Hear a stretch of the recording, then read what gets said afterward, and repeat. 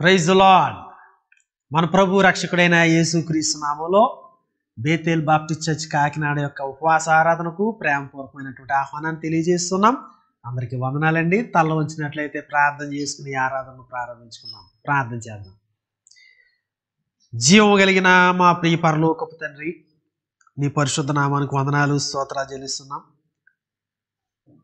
ఈ సాయంకాల సమయంలో నీ బిడ్డలుగా మేమందరము మా ప్రాంతాల్లో చేరి ఏక హృదయము ఏకాత్మతో నిన్ను ఆరాధన చేయడానికి మాకు మీరు అనుగ్రహించిన ఈ సమయాన్ని బట్టి, ఈ సావకాశాన్ని బట్టి, ఈ యొక్క మాధ్యమాన్ని బట్టి నీకు వందనాలు చెల్లిస్తున్నాం.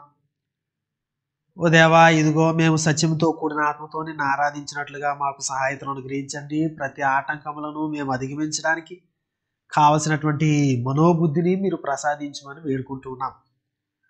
ఓ దేవా, ఇదిగో మరి నిన్ను ఆరాధిస్తూ ఉంటుండగా, నిన్ను కీర్తిస్తూ ఉంటుండగా, నిన్ను మహిమపరుస్తూ ఉంటుండగా మేము ఒకరినొకరు హెచ్చరించుకుంటూ, ఒకరినొకరు పురుకొల్పుకుంటూ, నిన్ను మహిమపరుస్తూ ముందుకు సాగడానికి కృపను అనుగ్రహించండి. నీ వాక్కుల చేత మమ్మల్ని సంధించండి. మేమందరం మరింతగా క్రీస్తు యేసు స్వరూపులకు మార్చబడడానికి ఈ ఆరాధనను మీరు మలుచుమని మా ప్రభు జగద్రక్షకుడైన క్రీస్తు యేసు పేరట ప్రార్థిస్తూ ఉన్నాము తండ్రి, ఆమేన్. ఈ సమయంలో ఆంధ్ర క్రైస్తవ కీర్తన పుస్తకం నుండి 797వ కీర్తన పాడుకుందాం. హల్లెలూయా, యేసు ప్రభున్ ఎల్లరు స్తుతించుడి. వల్లభుని చర్యలను తిలకించి స్తుతించుడి. బలమైన పని చేయు బలవంతుని స్తుతించుడి. ఎల్లరినీ స్వీకరించు యేసుని స్తుతించుడి. రాజుల రాజైన యేసురాజు భూజనుల నేలున్. హల్లెలూయా, హల్లెలూయా, దేవుని స్తుతించుడి. ఆ హల్లెలూయా, హల్లెలూయా, దేవుని స్తుతించుడి. తంబురతోను వీణతోను ప్రభువుని స్తుతించుడి.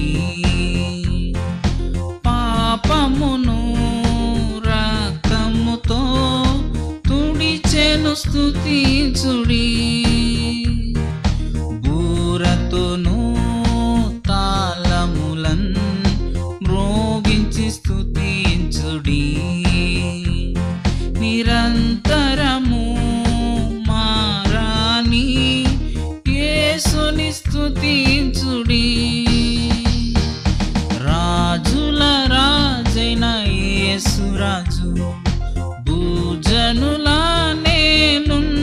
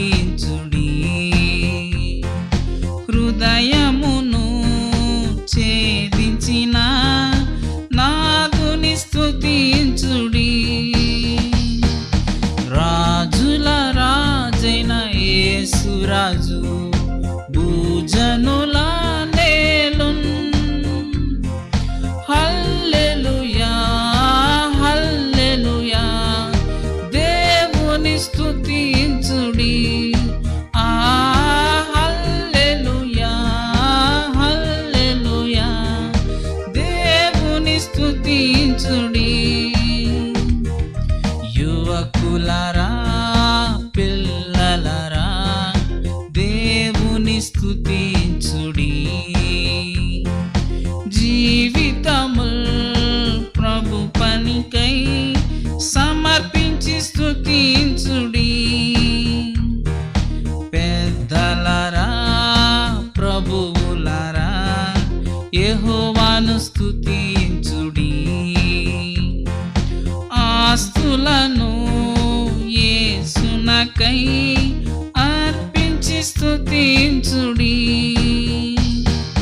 రాజుల రాజైన యేసురాజు భూజనుల నేలున్. హల్లెలూయా హల్లెలూయా దేవుని స్తుతించుడి. ఆ హల్లెలూయా హల్లెలూయా దేవుని స్తుతించుడి. అగాధమైన జలములారా దేవుని స్తుతించుడి. అలలవలే సేవకులు లేచిరి స్తుతించుడి.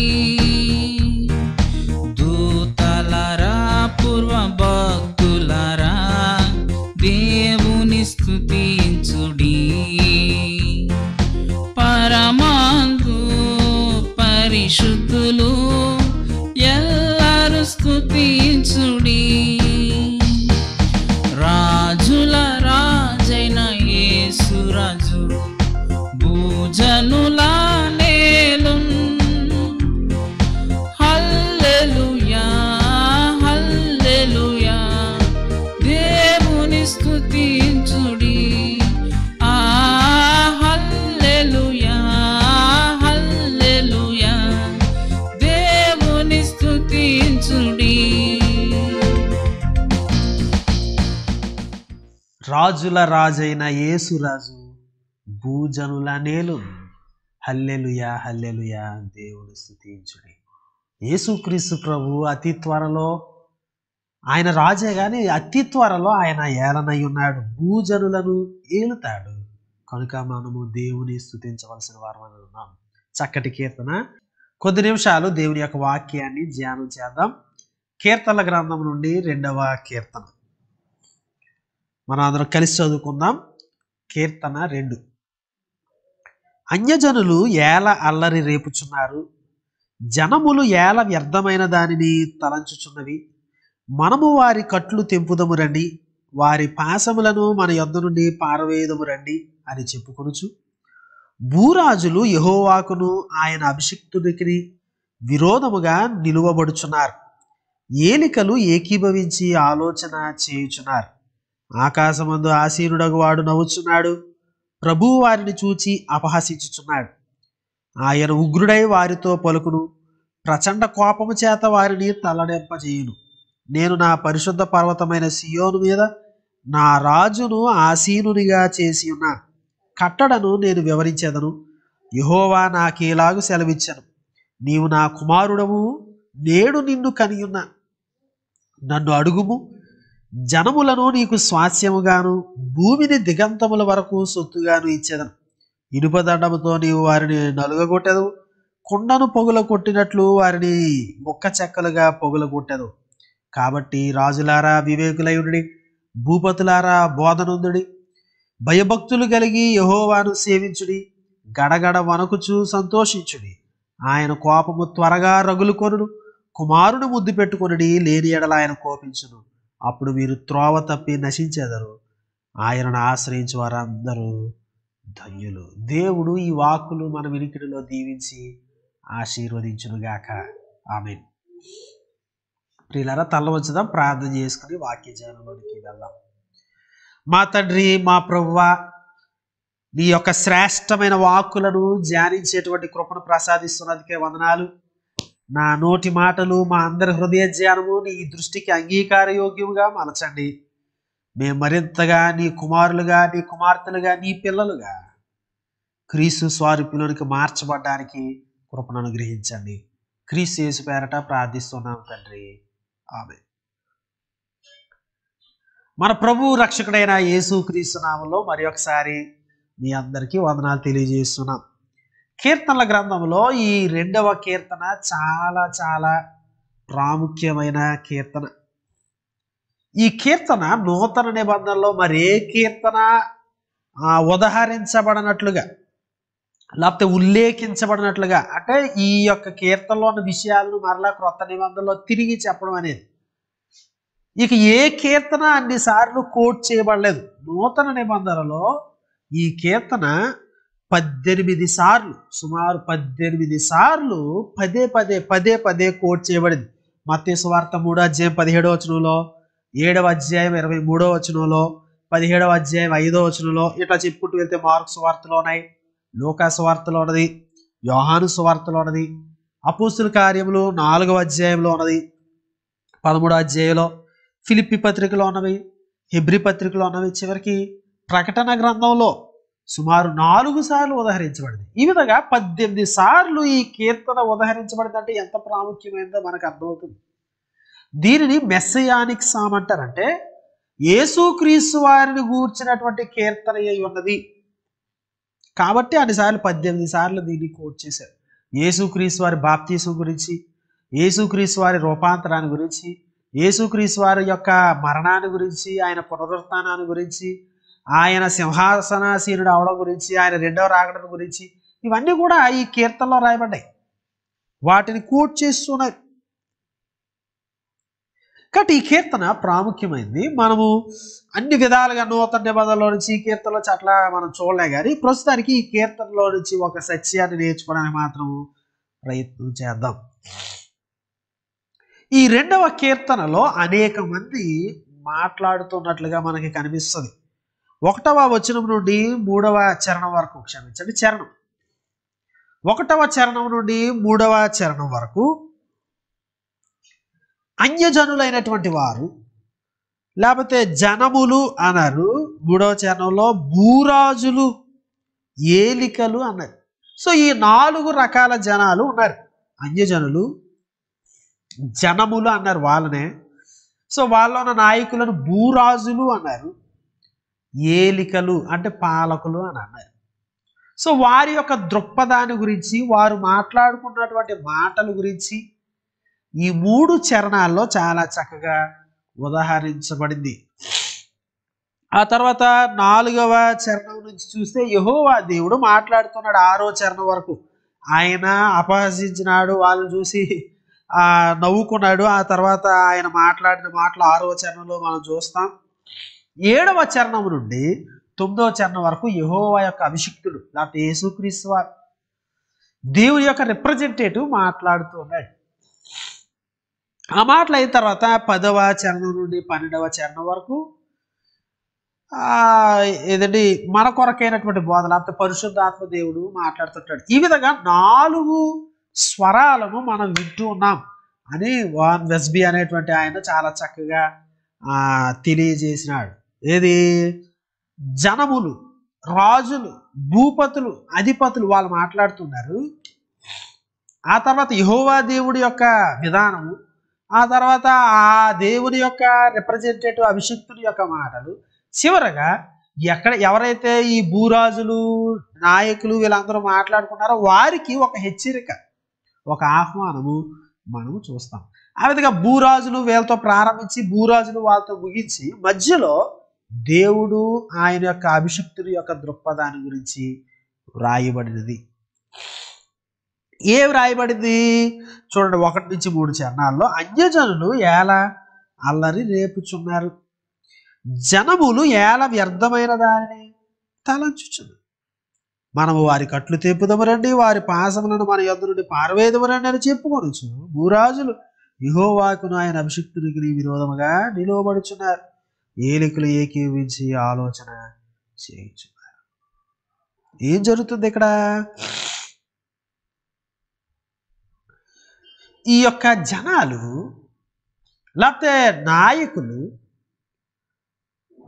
దేవుని యొక్క కాడిని, దేవుడు నియమించినటువంటి ఆ బౌండరీస్ని వారు దాటడానికి ఇష్టపడుతున్నారు. లేకపోతే దేవుడు ఒక రాజు అయితే మనము ఈ రాజు కింద ఉండొద్దు, మన స్వాతంత్ర్యాన్ని కోరుకుందాం, అని దేవుని యొక్క విధానాల్లో నుండి బయటికి వెళ్ళడానికి, దేవుని యొక్క ప్రభుత్వం క్రింద నిలవబడడానికి ఇష్టపడకుండా వారు బయటికి వెళ్ళడానికి ప్రయత్నం చేస్తున్నారు. మన యొద్ద నుండి పారవేయదుమరండి ఆ తాళ్ళు అన్నీ కూడా. ఇతనికి లోబడద్దు, ఈ దేవుని క్రింద మనం ఉండొద్దు అని భూరాజులు, ప్రభుత్వాలు, ఏలికలు, ప్రజలు అనుకుంటున్నారు. ఇక్కడ చాలా ఇంట్రెస్టింగ్గా ఏంటంటే 1వ కీర్తనలో దివారాత్రము ధర్మశాస్త్రాన్ని ధ్యానించువాడు ధన్యుడు అన్నాడు. అదే పదం ఇక్కడ రాయబడింది ఏంటంటే ఏల వ్యర్థమైన దాన్ని తలంచుచున్నవి. ధర్మశాస్త్రాన్ని తలాంచాల్సినటువంటి వారు వ్యర్థమైన వాటిని తలస్తున్నారు. యెహోవాకును ఆయన అభిషిక్తునికి విరోధముగా ఆలోచన చేస్తున్నారు, ఆలోచనలు ఏకీభవిస్తున్నారు. ప్రియులారా, గమనించాలి, మానవులు దేవుని యొక్క ప్రభుత్వానికి, దేవుని విధానాలకు వ్యతిరేకంగా నిలబడాలి అనుకున్నప్పుడు వ్యతిరేకంగానే నిలబడతారు. గమనించాల్సినటువంటి విషయం ఏంటంటే నువ్వు నాకు అక్కర్లేదని మనం సైలెంట్గా మన పని మనం చూసుకోవడానికి లేదు. దేవుడు వద్దు అంటే ఆల్రెడీ నువ్వు ఆయన ప్రభుత్వం కింద ఉంటావు. ఆయన చేసినటువంటి సృష్టివి, ఆయన రాజై ఉన్నాడు ఈ విశ్వానికి. ఆయన వద్దు అన్నప్పుడు ఏం చేస్తారు? అల్లరి రేపుచున్నారు. ఎవరికి వ్యతిరేకంగా? దేవునికి వ్యతిరేకంగా. వ్యర్థమైన వాటిని తలంచుచున్నారు. ఏం తలస్తున్నారు వీళ్ళు? ఎట్లా వెళ్ళిపోదామా దేవునికి వ్యతిరేకంగా అంటే మామూలుగా ఏం ఆలోచించకుండా అవ్వదు. ఇక అన్నారండి, తెంపుదవురండి, పారవేదురండి చెప్పుకోవచ్చు. విరోధంగా నిలువబడుచున్నారంటే యుద్ధ రంగంలో లైన్లో నుంచోడానికి వాడబడ్డ పదం అది. దేవునికి విరోధముగా ఆలోచనలు చేస్తున్నారు, విరోధముగా యుద్ధం చేయడానికి నిలబడుతున్నారు. దేవునికి వ్యతిరేకంగా యుద్ధం చేయకుండా, దేవునికి వ్యతిరేకంగా నిలబడకుండా, దేవునికి దూరంగా వెళ్ళలేవు అనే సత్యాన్ని, అవి ప్రభుత్వాలే కావచ్చు, ఇండివిజువల్సే కావచ్చు, ఇంపాసిబుల్ అనేటువంటి సత్యాన్ని గమనించాలి. దేవుడు ఈ కట్టడ పెట్టాడు, ఈ చట్టాన్ని పెట్టాడు, ఈ విధానాల్లో పెట్టాడు, మీరు మానవులుగా ఎలా జీవించండి. అవి లేదండి, లైంగికతను నేను within the boundaries of మ్యారేజ్లో నేను పాటించనండి, దానికి బియాండ్గా వెళ్తానండి, దానికి ముందు వెళ్తానండి అని ఈ యొక్క రూల్స్ని నేను బ్రేక్ చేస్తాను, ఈ విధానాలను నేను బయటకి ఇది చేస్తాను, ఇది కాదు నేను ఎట్లా ఉండను అనంటే ఏమవుతుంది? ఏమవుతావు? దేవునికి వ్యతిరేకంగా నిలవబడుతున్నారు, లేకపోతే దేవుని మీదకి యుద్ధాన్ని ప్రకటిస్తున్నారు. నువ్వు దేవుని తరపున ఉంటావు, లేకపోతే దేవునికి వ్యతిరేక యుద్ధానికన్నా ప్రకటిస్తావు. అది తప్ప న్యూట్రల్గా ఎవడు ఉండడు అనేటువంటి సత్యాన్ని గమనించాలి. ఆ దేవుడి గురించి నాకెందుకులే అని ఎవరు ఊరుకోరు. నువ్వు దేవుని వైపు లేనప్పుడు ఖచ్చితంగా దేవునికి వ్యతిరేకంగా ఆలోచన చేస్తావు, దేవుని మీద యుద్ధాన్ని ప్రకటిస్తావు. అది నీ నైజంగా ఉంటుంది. రోమిలకు రాయబడ్డ పత్రిక 1వ అధ్యాయంలో అదే అన్నారు, వారికి తెలుసు కానీ వారు కృతజ్ఞతాస్తుతులు చెల్లించలేదు, వారి యొక్క వాదముల యందు వ్యర్థులైరి అనే మాటలు మాట్లాడినప్పుడు చాలా స్ట్రాంగ్ మాటలు మాట్లాడారు. చూడండి 21వ వచనంలో చదువుతున్నాను, మరియు వారు దేవుని ఎరిగియు ఆయనను దేవునిగా మహిమపరచలేదు, కృతజ్ఞతాస్తుతులు చెల్లింపరు. వాళ్ళకి తెలుసు కానీ కృతజ్ఞతాస్తుతులు చెల్లించరు. ఎందుకంటే వాళ్ళు యుద్ధానికి నిలబడుతున్నారు, యుద్ధానికి ఆలోచన చేస్తున్నారు. నా ప్రియ సహోదరుడా సహోదరి గమనించాలి, నువ్వు దేవుడికి దూరంగా వెళ్ళిపోతున్నాను, లేకపోతే దేవుడితో నాకు పని లేదు, ఆయన పని అయింది, నా పని అది అన్నట్లుగా ఉంటాను అని అనుకుంటున్నావేమో. అలా కుదరదు. ఆయన మీదకి యుద్ధాన్ని ప్రకటిస్తున్నావు.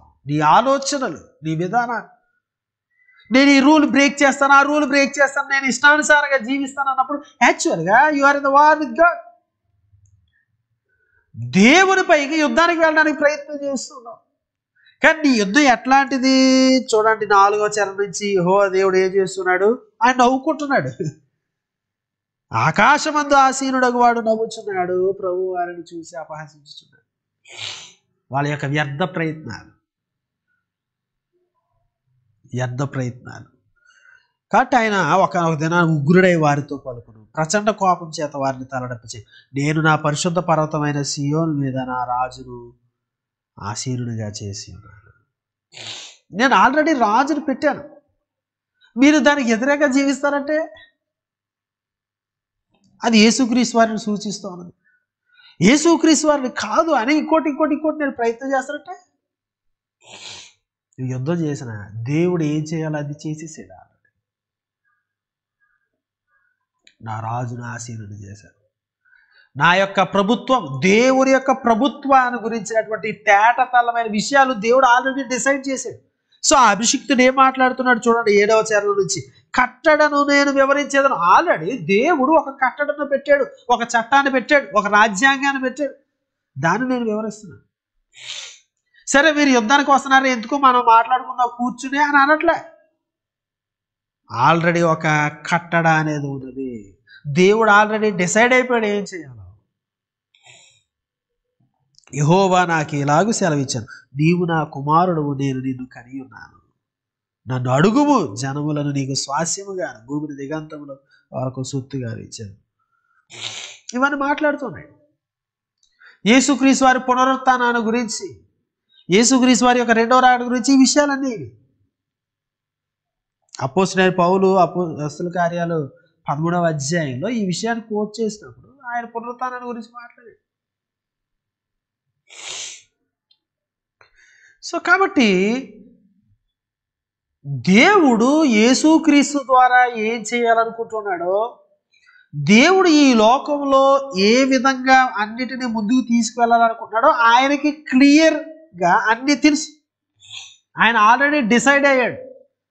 నిన్ను బట్టి, నువ్వు ఆయనకి వ్యతిరేకంగా జీవించడాన్ని బట్టి, లేకపోతే ఈ లోకంలో ఉన్నటువంటి గొప్ప గొప్ప సూపర్ పవర్స్ అనబడిన వారు, లేకపోతే గొప్ప గొప్ప వ్యక్తులు, తత్వవేత్తలు, మేధావులు ఆయనకి వ్యతిరేకంగా తిరుగుబాటు బావటాన్ని వేసి జెండాను ఎగురవేసి నిలవబడితే ఆయన ఏదో ఆయన యొక్క మార్గాన్ని మార్చుకుంటాడు, లేకపోతే ఆయన భయపడి ఒక స్టెప్ వెనక్కేస్తాడు, లేకపోతే ఆయన యొక్క ప్లాన్స్ని మార్చుకుంటాడని అనుకోవడం అనేది బుద్ధిహీనత. దేవుడు మార్చుకోడు. ఆయన అన్ని ఆల్రెడీ ప్రణాళిక వేసేసాడు. అన్ని ఆయన అనుకున్నట్టే జరుగుతాయి. ఆయన రాజును అభిషేకించాడు. ఒకనొక దినాన ఆయన ఏలబోతున్నాడు. ఏదంటే రాజుల రాజు అయిన యేసు రాజు భూజనుల నేలు. హల్లెలూయా, హల్లెలూయా. దేవుని స్తుతించు. నువ్వు చేయగలిగితే అంటే దేవుని స్తుతించడం అంతే. ఇప్పుడు అది చేయలే. సో కాబట్టి పరిశుద్ధాత్మ దేవుడు మన కొరకు 10 నుండి 12వ చరణం వరకు అక్కడ హితబోధ చేస్తున్నాడు. చూడండి, కాబట్టి ఏది కాబట్టి దేవుడు ఆల్రెడీ రాజుగా యేసుక్రీస్తు వారిని ఆసీనుడు చేశాడు. దేవుడు ఆల్రెడీ ఏదండి ఆ కట్టడ విధించేశాడు. యేసుక్రీస్తు వారు బహు బలముతో పునరుత్థానుడైనాడు, మరణాన్ని జయించాడు, ఆయన తిరిగి రాబోతున్నాడు. ఇవన్నీ ఆల్రెడీ డిసైడ్ అయిపోయి. కాబట్టి రాజులారా వివేకులయ్యుండి, భూపతులారా బోధనందుడి. చూడండి, తిరుగుబాటు చేస్తున్నటువంటి వారు, దేవుని ప్రభుత్వం క్రింద ఉండడానికి ఇష్టపడినటువంటి వ్యక్తులు, వ్యక్తిత్వాలు, ప్రభుత్వాలు, వివిధమైనటువంటి వ్యవస్థలు దేవుడు వాళ్ళకి ఛాన్స్ ఇస్తున్నాడు, మరొక చాయిస్ ఇస్తున్నాడు. ఏమని? వివేకులై ఉండండి, బోధన ఉందండి. ఎందుకు యుద్ధం చేస్తున్నారు? అది పిచ్చితనం. బోధన, భూపతులారా బోధనుండుడి. బోధన ఉందండి. సరైన మార్గంలోనికి రండి. నా ప్రియ సహోదరుడా, సహోదరుడి, ఇష్టానుసారంగా జీవించాలని ఒకవేళ నువ్వు నిశ్చయించుకుంటే, నువ్వు దేవుని యొక్క విధానాన్ని కాకుండా ఏదేదో నీ ఇష్టానుసారంగా జీవితాన్ని, నీ కుటుంబాన్ని, నీ ఆర్థిక వ్యవస్థను, నీ విధి విధానాన్ని నీ అంతటా నీవేదో ముందుకు వెళ్ళిపోతుంటే దేవుడు హెచ్చరిస్తున్నాడు, జాగ్రత్త సుమా. నీవు దేవుణ్ణి ఏం చేయలేవు, దేవుని విధానాలకు వ్యతిరేకంగా నువ్వేం చేయలేవు. ఆయన ఆల్రెడీ తన ప్రణాళికలు తనకున్నాయి, ఆయన ముందుకు తీసుకుని వెళ్తున్నాడు. నువ్వు నష్టపోకుండా ఉండాలంటే ఏం చేయాలంటే, కాబట్టి రాజులారా వివేకులయునుడి, భూజనులారా బోధన, భూపతులారా బోధన, భయభక్తులు కలిగి యెహోవాను సేవించుడి, గడగడ వణకుచూ సంతోషించుడి. భయభక్తులు కావాలి, వణకుచూ సంతోషించాలి. అంటే భయభక్తులు కలిగినప్పుడు దేవుని ఎడల రెవరెన్స్ ఉంటుంది, అట్ ది సేమ్ టైం దేవుని ఎడల ప్రేమ ఉంటుంది. పశ్చాత్తాపానికి దేవుడు పిలుస్తున్నాడు మనల్ని. నీ జీవితాన్ని నీ ఇష్టానుసారంగా తీసుకుని వెళ్ళకుండా ఆయన మరి ఒక ఛాన్స్ ఇస్తున్నాడు. రా. ఎందుకు వ్యతిరేకమైన జీవితాన్ని జీవిస్తాం? ఆ కట్టడలకు వ్యతిరేకంగా దివారాత్రము ధ్యానించాల్సినటువంటి కట్టడలను వదిలిపెట్టి ఎలా వ్యర్థమైన వాటిని తలంచుచున్నావు? చూడికా అన్నాడు 12వ చరణంలో, ఆయన కోపము త్వరగా రగులుకొను, కుమారుని ముద్దు పెట్టుకుని లేని ఎడల ఆయన కోపించు. ఇక్కడ చాలా చక్కటి ఇమేజరీ రాస్తున్నాడు. పూర్వకాలంలో రాజు ఉంటాడు, ఇతరులను జయించిన తర్వాత ఆ సామంత రాజులు ఏం చేస్తారు అంటే మోకాల మీద ఉండి ఈ యొక్క రాజు గారి యొక్క పాదాలు ముద్దు పెట్టుకుంటారు, లేకపోతే ఆయన చేతిని ముద్దు పెట్టుకుంటారు.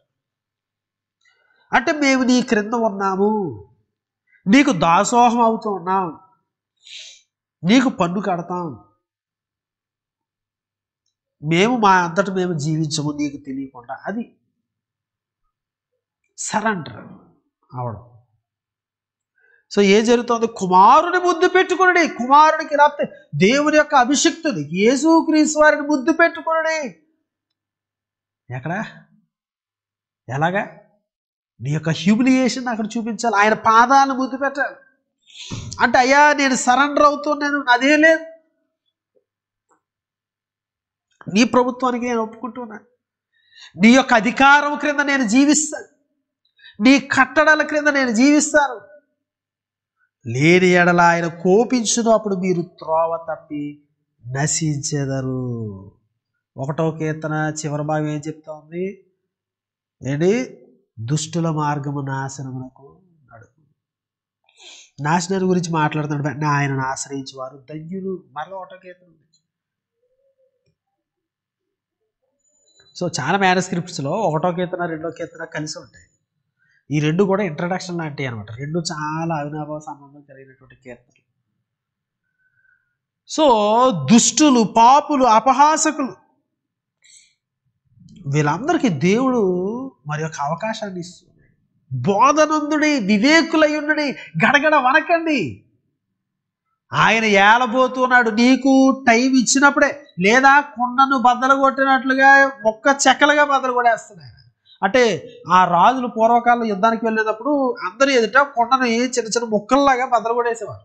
అంటే అలాంటి జయాన్ని మేము పొందుతాము అని చూపించడానికి. నా సహోదరుడా, సహోదరి గమనించాలి. బుద్ధిని ఉందండి, వివేకులై ఉండండి, బోధనుందుడి. మీ ఇష్టానుసారంగా జీవించొద్దు. దేవుడు రాజ్యము చేయుచున్నాడు. ఈ లోకంలో ఉన్నటువంటి చాలా గొప్ప గొప్ప విధానాల్లో అరే దేవుడు ఏం చేస్తున్నాడు ఇట్లాంటి పరిస్థితుల్లో, ఇట్లా అట్లాగానే దేవదూషణకరమైనటువంటి మాటలాడేటువంటి వ్యక్తులు, వ్యవస్థలు మనం చూస్తున్నాం. దేవదూషణకరమైనటువంటి కార్యాలు చేసేవారిని మనం చూస్తున్నాం. దేవుడు లేడు, ఇంకోటి లేదు అనేటువంటి చాలా రెబెలియస్గా ఉన్నటువంటి జనాంగాన్ని మనం చూస్తున్నాం. గమనించాలి, ఆకాశమందు ఆసీనుడగు వాడు నవ్వుచున్నాడు, అట్ ది సేమ్ టైం నీకు ఛాన్స్ ఇస్తున్నాడు. మోసపోకడి, దేవుడు వెక్కిరింపబడడు, మనుషుడే విత్తుతాడో ఆ పట్టనే కోసం. గలతీ పత్రిక చివరి అధ్యాయంలో మాట్లాడుతున్నాడు. దేవుడు ఎప్పుడు ఆయన సింహాసనం మీద ఉన్నాడు.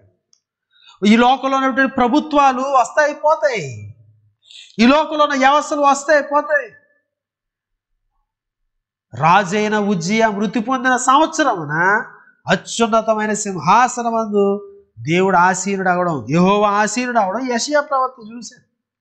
ప్రకటన గ్రంథంలో చాలా భయంకరమైన శ్రమల్లో సంఘం ఉన్నది. సంఘాలు చెదిరిపోయాయి. ఒక్కొక్క సంఘము ఒక్కో విధానంలో ఉన్నది.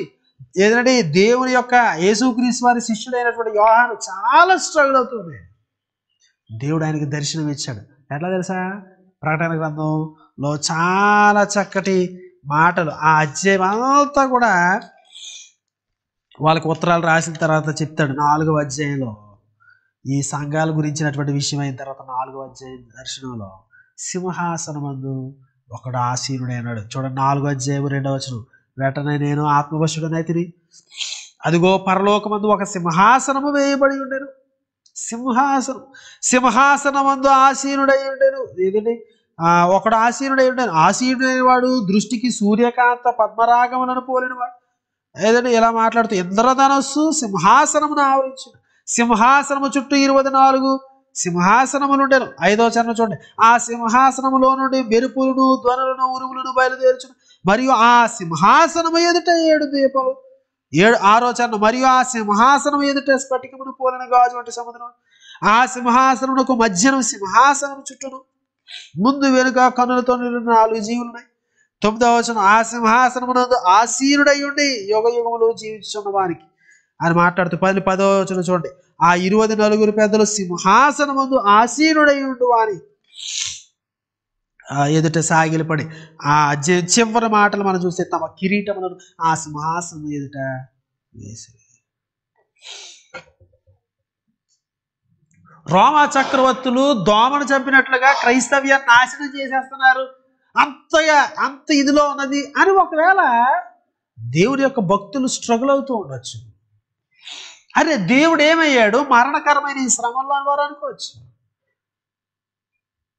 ఈ దర్శనంలో సింహాసనం సింహాసనం సింహాసనం దేవుడు రాజ్యం చేస్తున్నాడు. దేవుడి సింహాసనం మీద నుంచి ఎవరికి వెతకలాగలేడండి. యుద్ధానికి నిలబడతావా? కుమారుడు ముద్దు పెట్టుకుంటావా? దేవుని ప్రభుత్వానికి సరెండర్ అవుతావా? ఆలోచించేయాలి. నీ వ్యక్తిగత జీవితంలో, నీ కుటుంబ జీవితంలో దేవుడు రాజు అన్నట్లుగానే బ్రతుకుతున్నావా? దేవుడు నీకు ప్రభువు అన్నట్లుగా బ్రతుకుతున్నావా? అన్ని నీ ఇష్టానుసారమైన నిర్ణయాలు, నీ ఇష్టానుసారమైనటువంటి విధానాల్లో వెళ్తున్నావు. కుమారుడు ముద్దు పెట్టుకోకపోతే, ఆయన విధానాలకు లోబడకపోతే ఏమీ మిగలదు. పశ్చాత్తాపడదాం. ప్రభువా, నీ ప్రభుత్వం కింద మేము జీవించడానికి మాకు నేర్పించాడు అడుగుదాం. రండి, తల వచ్చుదాం, ప్రార్థన చేద్దాం. ప్రతి ఒక్కరు తల వచ్చుదాం. జీవం కలిగిన మా తండ్రి, ఒకవేళ మా జీవితాన్ని మా ఇష్టానుసారంగా మేము తీర్చిదిద్దుకుంటూ ఉన్నట్లయితే చాలా ప్రమాదంలో ఉన్నామని మాకు తెలియజేసినందుకు స్తోత్రాలు. మమ్మల్ని బోధనందుడి, జ్ఞానం కలిగి ఉండండి అని మరలా మమ్మల్ని పిలుస్తున్నందుకు నీకు స్తోత్రాలు. ఉగ్రత దినాన్ని తప్పించుకోవడానికి నీకు వ్యతిరేకంగా యుద్ధానికి నిలువబడినటువంటి మమ్మను, రెబలియస్గా ఉన్నటువంటి తిరుగుబాటు చేసేటువంటి మమ్మను చేరదీస్తున్నందుకు స్తోత్రాలు. బోధన ఉండడానికి మాకు నేర్పించండి. మీరు మాకు ప్రభువు అని, మా జీవితాలకు ప్రభువు అని, మా కుటుంబానికి ప్రభువు అని, మా ఆర్థిక వ్యవస్థకు నువ్వు ప్రభువు అని, మా ఊరిగా మేము ఈ లోకంలో జీవించడం లేదని మా క్రియలు చూపించడానికి, మేము గ్రహించగలగడానికి మా కృపనివ్వండి ప్రభువా, మా కృపనివ్వండి. నీ సింహాసనము దగ్గర మేము చేతులు ఎత్తడానికి, దేవునికి దాసోహం అవడం అనేది నేర్చుకోవడానికి నేర్పించండి. సీరియస్ విషయాలు కనుక మేము సీరియస్గా తీసుకోవడానికి కృపనివ్వండి. రాత్రికా సమయంలో నీ భయమును మాకు కలుగు చేయండి. వాస్తవికతను చూచేటువంటి కన్నులను మాకు అనుగ్రహించండి. సరి చేసుకోవడానికి, బుద్ధిని అందడానికి, బోధన అందడానికి మాకు నేర్పించండి. ఈ శ్రేష్టమైన తరుణాలు బట్టి నీకు వందనాలు చెల్లిస్తున్నాం. యేసు నామములో ప్రార్థిస్తున్నాం తండ్రి, ఆమేన్. పరలోకమందున మా తండ్రి, నీ నామం పరిశుద్ధపరచబడుగాక, నీ రాజ్యం వచ్చునుగాక, నీ చిత్తం పరలోకమందు నెరవేర్చున్నట్లు భూమి అందును నెరవేరునుగాక. మా అనుదిన ఆహారాన్ని నేడు మాకు అనుగ్రహించండి. మా రుణస్తులను మేము క్షమించిన ప్రకారము మా రుణములను క్షమించండి. మమ్మల్ని శోధనలోని తేక కీడు నుండి తప్పించండి. ఎందుకంటే రాజ్యము, బలము, మహిమ నిరంతరము నీవై ఉన్నవి తండ్రి, ఆమేన్. ఇప్పుడు మన పరమ తండ్రి అయిన దేవుని యొక్క ప్రేమ, ఆయన కుమారుడైన యేసుక్రీస్తు వారి యొక్క కృప, పరిశుద్ధాత్మని యొక్క అన్యోన్య సహవాసం ఆయనను ప్రేమించిన బిడ్డలందరికీ, మరి ముఖ్యంగా ఈ యొక్క ఉపవాస ఆరాధనకు హాజరైన ప్రతి ఒక్కరికి సదాకాలము తోడేనుగాక, ఆమేన్. ప్రియులారా, మీ అందరికీ ప్రత్యేకమైన వందనాలు తెలియజేస్తున్నాం. ఆదివారం యథావిధిగా ఉదయం 8 గంటల నుండి 9 గంటల వరకు సంఘమందు పరిశుద్ధ ఆదివారపు ఆరాధన ఏర్పాటు చేయబడింది కనుక ప్రతి ఒక్కరు వచ్చి దైవ దీవెన పొందాలని మనం చూస్తున్నాం. అదేవిధంగా ఈ యొక్క ఆరాధన మన సంఘ యూట్యూబ్ ఛానల్లో, ఫేస్బుక్ పేజ్పై ప్రత్యక్ష ప్రసారం జరుగుతుంది కనుక రాలేకపోయిన వారు, వృద్ధులైన వారు గమనించి వీక్షించాలని, ఆరాధనలో పాల్గొవాలని, ఏక హృదయం కలిగి ఉండాలని మనం చేస్తున్నాం. ఈ రాత్రికాల సమయంలో దేవుడు మనందరికీ తోడైనను గాక. Good night. God bless you.